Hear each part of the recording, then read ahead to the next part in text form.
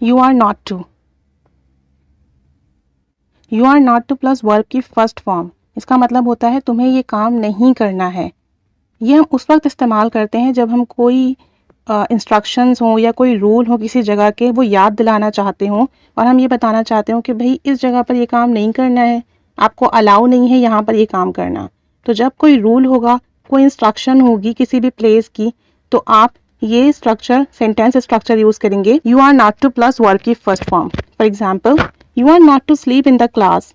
आपको क्लास में सोना नहीं है या आपको क्लास में सोने की इजाज़त नहीं है। You are not to eat so much sweet. आपको बहुत ज़्यादा मीठा खाने की इजाज़त नहीं है या आपको बहुत ज़्यादा मीठा नहीं खाना है। You are not to talk a lot in the classroom. आपको क्लास रूम में बहुत ज़्यादा बात नहीं करनी है या आपको क्लास रूम में बहुत ज़्यादा बात करने की इजाज़त नहीं है। You are not to work late at night. आपको रात देर तक काम नहीं करना है। Children are not to use mobile too much. बच्चे बहुत ज़्यादा मोबाइल का इस्तेमाल ना करें। You are not to skip medicine for single time. आपको एक वक्त की दवा भी नहीं छोड़नी है। The last example is you are not to stay out of the house till late night. You are not to stay out of the house till late night.